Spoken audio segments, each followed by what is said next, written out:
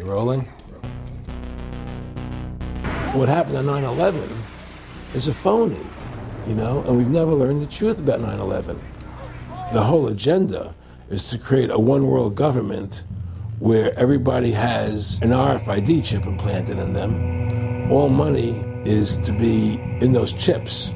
And this is given me straight from Rockefeller himself. This is what they want to accomplish. Aaron, what do you think women's liberation was about? We, the Rockefellers, funded that. We funded women's lib. They do whatever they want to do. What we want doesn't matter anymore. It's their agenda, it's their plans that matter. They have all the money they want. They can make all the money they want. They have a machine that can make all the money. It's not about money. It's about control. It's about their vision of how they want to see the world. You hear George Bush saying democracy means freedom. No, democracy equals New World Order. And he calls it all, both small and great, rich and poor, free and bond, to receive a mark in their right hand, or in their foreheads, and that no man might buy or sell, save he that had the mark, or the name of the beast, or the number of his name. Here is wisdom. Let him that hath understanding count the number of the beast, for it is the number of a man, and his number is 666. Wiped out in a matter of minutes.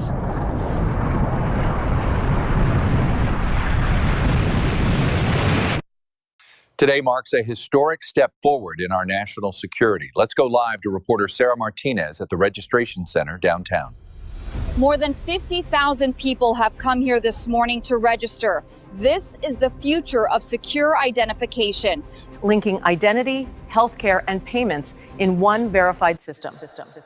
When the mark of the beast is introduced, countries will present it as a matter of national security. Every financial institution, from the banks, hospital, and even supermarkets, will state that it is a requirement that you have the mark.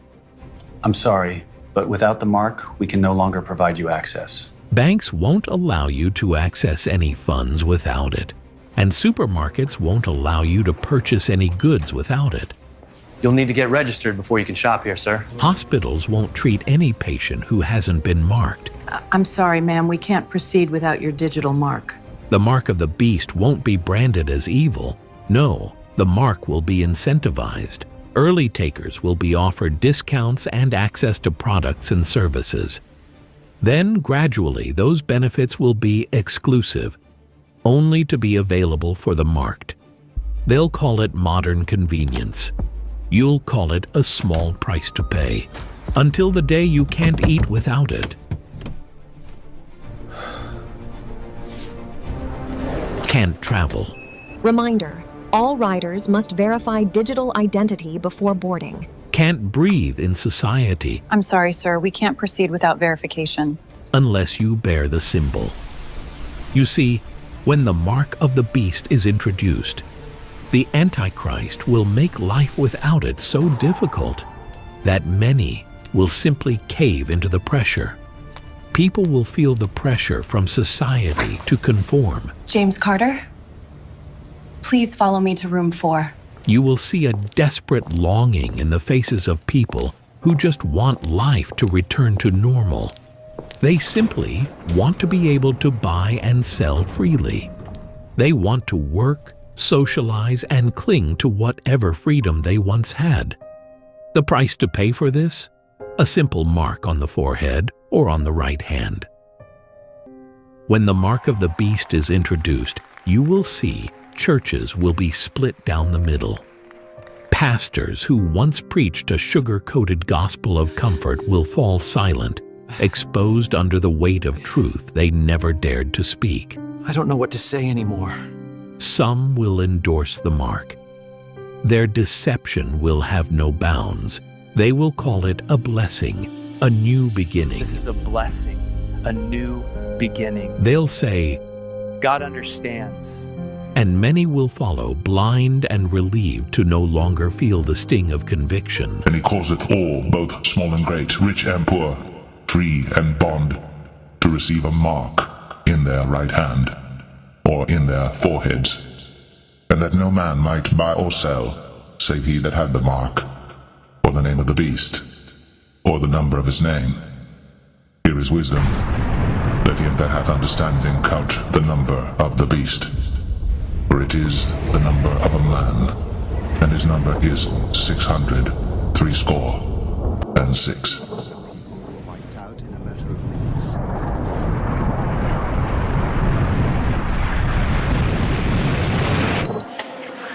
When Elias Brotberger goes to work, he doesn't need ID. And he doesn't need money. In fact, much of what he needs to get through the day is hidden right there, just below the surface, in his hand. You like to touch it? Yeah. Yeah? Oh, weird. Yeah, it's like a grain of rice. Yeah, a grain of rice. Embedded in his hand is a microchip that serves as his keys, his ID, and his wallet. Yeah, it's all in the chip, so I use it like to get around the building. Buy snacks. Yeah, exactly. Let's buy some snacks. Exactly. So I can't open it. No. Okay. So what I need to do is I need to first blip my chip, and it will log me in, and from there I get access to the fridge. Popular TV shows like Black Mirror have imagined chips as part of a dystopian future. Install ingrain procedure with local anesthetic and you're good to go.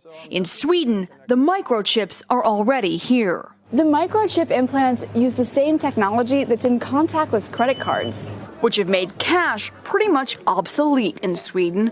No cash. At this tech fair, a chipping event for those on the cutting edge, merging their hands with this new technology. I thought it would be fun, right? The process is simple and swift. A pinch of the skin, and in a matter of seconds, the chip is inserted. The transformation is complete. As for the pain, I barely felt it. But even in this nation of early adopters, not everyone is racing to get chipped. Feel less human. I will feel like a robot. I mean, it's so much more data can go into this, when it's in your body. There's no central registry tracking how many people are chipped, but biohacker Hannes Wellblood estimates between 5,000 and 10,000. In the future, do you think everyone is going to be chipped? I think it'll be voluntary, but I am certainly convinced that millions of people will find it very, very valuable to have a smart device under their skin. Human microchipping may be our future, but in Sweden, it's already reality. And he calls it all, both small and great, rich and poor, free and bond, to receive a mark in their right hand, or in their foreheads, and that no man might buy or sell, save he that had the mark, or the name of the beast, or the number of his name. Here is wisdom. Let him that hath understanding count the number of the beast. For it is the number of a man, and his number is 666. Wiped out in a matter of minutes.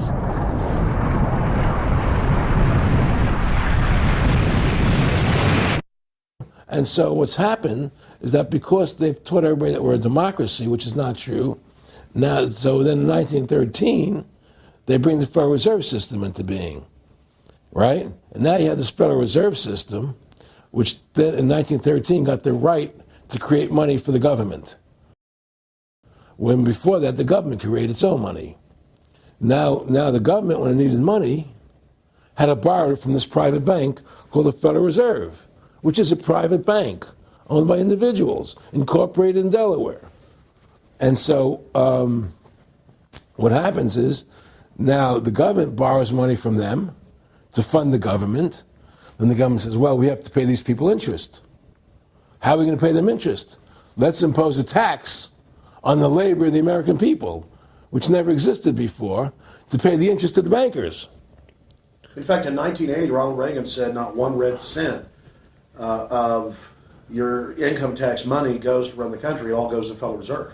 Well, it was the Grace Commission report that said that not one nickel goes to the infrastructure of the country, I guess Reagan quoted that too. Right. And so, but the point I'm trying to make is that by creating this Federal Reserve System, the government now became dependent on these private banks for money. And they started taxing us, you see. And so now what happens is that in 35, I believe it was, Social Security started. And they gave you Social Security cards, said not to be used for identification, the Social Security number right on the card, right? And through Social Security, they started deducting money out of your paycheck. That was the first time they were ever could take money out of your paycheck, because people agreed to it because they thought it was going to their retirement fund. And so then when they instituted the income tax again, they started taking money out of your paycheck because Social Security could do it. So then they could do it again. You see what I'm saying? And so now they've even taken control of the tax, the tax payment itself. I mean, literally like you're a slave. They're Right. taking it right there when you make it. Exactly. They don't even trust the public enough to go Send them and a pay it check. themselves, yeah. Right. So they take it out automatically because they know people aren't going to want to pay it. So what's happened is that through the implementation of the Federal Reserve System, the government has become vested in these bankers, and they get their money from the bankers. And so then they impose a tax on us, which makes us more slaves, makes it more difficult for us to survive, right? Giving them more profits. And now what's happened is that through the Federal Reserve System, the bankers have pretty much taken control of our government. It doesn't matter Republican and Democrat anymore, because they're both the same. Neither one of them are talking about shutting down the Federal Reserve System or stopping the payment of taxes, you know, or any of the big issues that face Americans, right? So I had a friend, Nick Rockefeller, okay, who was one of the Rockefeller family, and he, when I was running for governor in Nevada, he came to me, introduced himself to me through an attorney, and we became friends. We started talking about things, and I learned an awful lot from Mr. Rockefeller. And one of the things that we used to talk about was the ultimate plan of the banking industry, what they wanted to accomplish. And the goals of the banking industry, not just the Federal Reserve System, but the private banks in Germany and England, all over Italy, all over the world, they all work together. They're all central banks. And they're all part of the Communist Manifesto. You know, central banking is one of the major planks of the Communist Manifesto. We talk about America being a capitalistic country, but yet at the same time we have a central bank that plans everything for us, right? And the graduated income tax is another plank of the Communist Manifesto, right? So right there you have two major planks of the Communist Manifesto that have been brought in because of the Federal Reserve System, okay? So the ultimate goal that these people have in mind is the goal to create a one world government run by the banking industry, run by the bankers, and they're doing it in sections. The European currency, the euro, and the European Constitution is one part of it. Now they're trying to do it in America with the North American Union, right? And they want to create a new currency called the Amero, right? And the whole agenda is to create a one world government where everybody has an RFID chip implanted in them. All money is to be in those chips, right? There'll be no more cash. And this is given me straight from Rockefeller himself. This is what they want to accomplish. And all money will be in your chips. And so instead of having cash, anytime you have money in your chip, they can take out whatever they want to take out whenever they want to. If they say you owe us this much money in taxes, they just deduct it out of your chip digitally. Total control. Total control. And if you're like me or you, and you're protesting what they're doing, they can just turn off your chip. And you have nothing. You can't buy food. You can't do anything. It's total control of the people. And that chip's connected to a database that has your purchasing records, what you do, what everything. you sell. Everything is in there, you know? And so they want a one world government controlled by them, everybody being chipped, all your money in those chips, and they control the chips, and they control people, and you become a slave, you become a serf to these people. That's their goal, that's their intentions. And he calls it all, both small and great, rich and poor, free and bond, to receive a mark in their right hand, or in their foreheads, and that no man might buy or sell, save he that had the mark, or the name of the beast, or the number of his name. Here is wisdom. Let him that hath understanding count the number of the beast, for it is the number of a man, and his number is 666. Wiped out in a matter of minutes.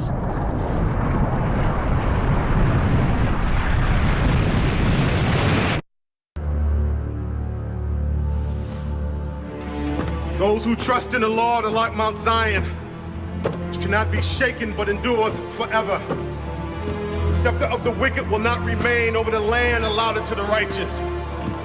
Do good, O Lord, to those who follow you, but to those who reject your ways, bring judgment.